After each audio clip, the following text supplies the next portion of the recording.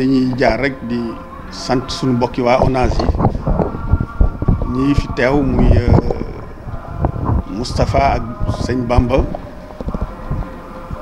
di leen soññiwaat rek ci ne autovidance yi moom dañ koy yittewoo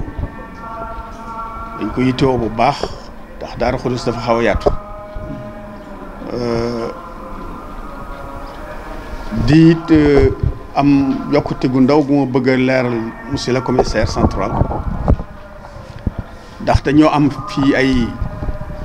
mbokki taalibe bi ay jëwriñ di ci kër gi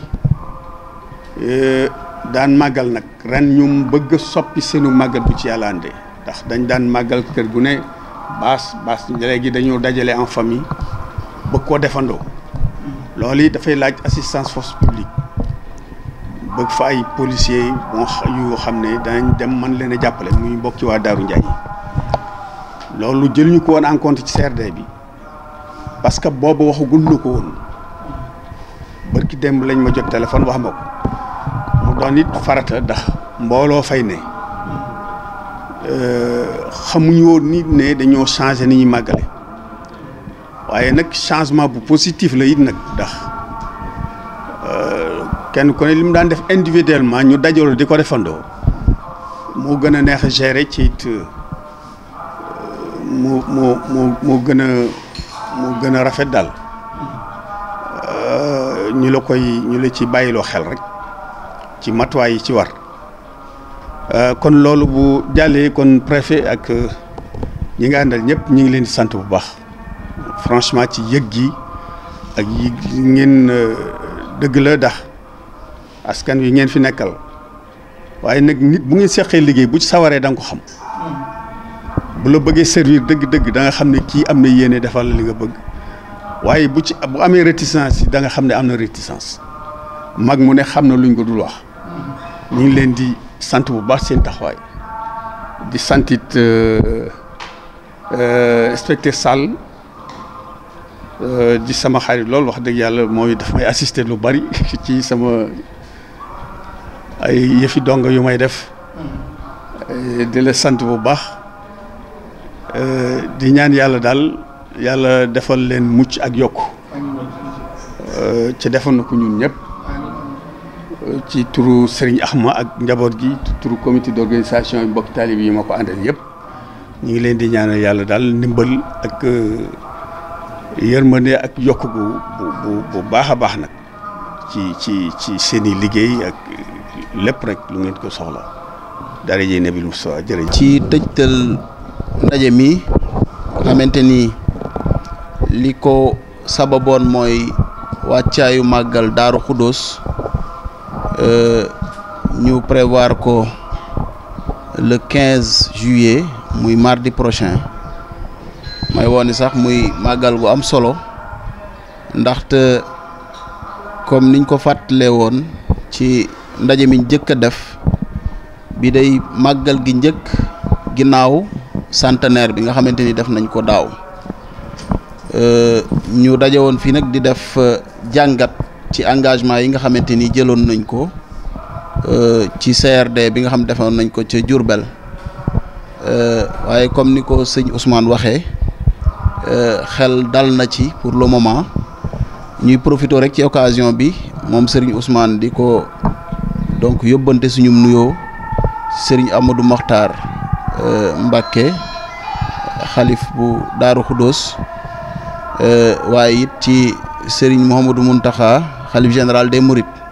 di leen ñaanal yàlla yàggal leen ci kanam njaboot gi bu baax a baax mu mel ni nag ci secteur yi nga xam ne moom lañ doon waxtaane yëpp daanaka lu ci bëri am nañ ci ay avancé bi nga xamante ni bis bi ñu toll di mercredi daanaka une semaine màggal gi bu dee ci wàllu santé yaakaar naa ni liñ ci war a def xañ na disposition yi médecin chef district jël na ko ba fi mu nekk nii xañ na lu ci des installation point médico avancé yi bu soobee yàlla bu jubsee comité d'organisation bi dinañ ci ànd ak ñoom wax leen fi nga xam foofu la ñu war a def PMA yi pour que donc foofu ñu installé ko fa ci wàllu garab yi it bu soobee yàlla donc dinañ ko yokk bu baax a baax waaye lépp luy wàllu ambulance donc ñu déployer logistique yi nga xamante moom la ñu war a déployer pour que màggal gi donc ñu am couverture sanitaire bu baax. Yeneen secteurs yi it noonu lañ ci waxtaane ba ñi nga xamante ni donc disposition yi war a jël donc dañ ko jël pour mu am màggal gu mucc ayib. fi may waxee ak yéen nii mën naa ni li jëm ci wàllu service d'hygiène surtout opération yi nga xam ne moom la ñuy war a def muy désinfection ak désinsectisation commencé nañ ko depuis démb di mardi 8 juillet et que donc jot nañ ndigal pour ñu continuer ko ba au plus tard donc le samedi comme ni ko comité d'organisation bi sàkkoo pour ñu mën a donc vider donc li nga xamante ni moom mooy fosse septique yi.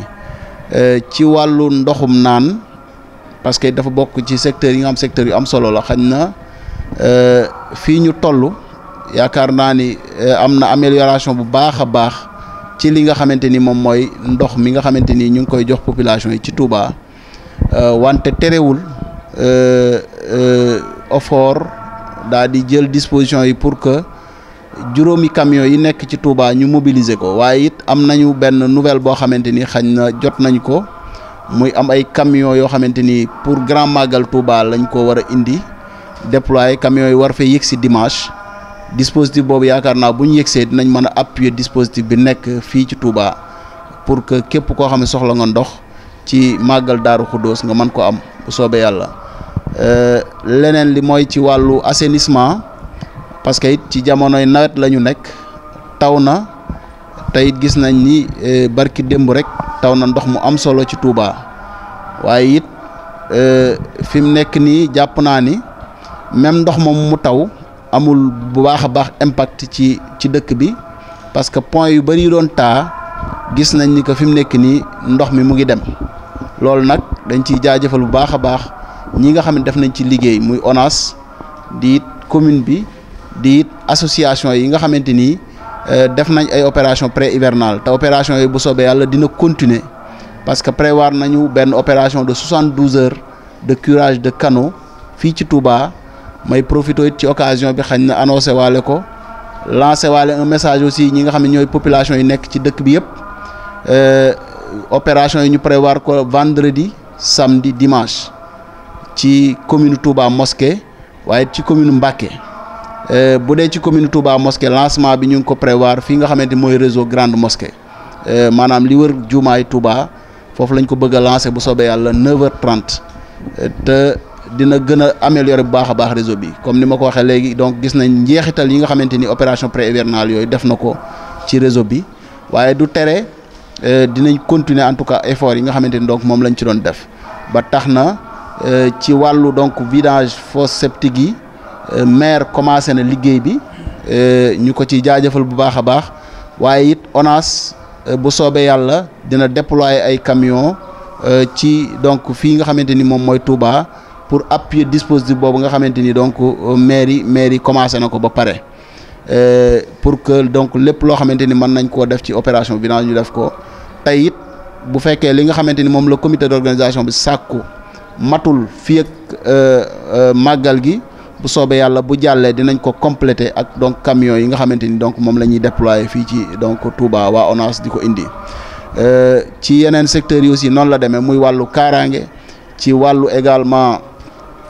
service donc eaux et forêts fedd la nañu en tout cas seen taxawaay bu soobee yàlla pour que lépp li nga xam ne moom la ñuy sàkku ci ñoom surtout ci bisu màggal gi nga xamante ni moom lañ jublu ñu taxawee donc taxawaay bu mucc ayib bu soobee yàlla pour que màggal gi am réussite loolu lañ amoon donc luñ ko xamante moom lañ bëggoon a réitérer waxaat ko comité d'organisation bu soobee yàlla suñu yéene mooy ànd ak yéen jàppante pour que lépp li nga xamante ni loolu la état war a taxaw ci màggal gi bu soobee yàlla mu taxaw ko ba lépp luy seen soxla bu soobee yàlla liñ ci mën ñu def ko ñuy ñaan rek yàlla jàppale ñu kattanal ñu également ba loolu ñu mën koo saafara.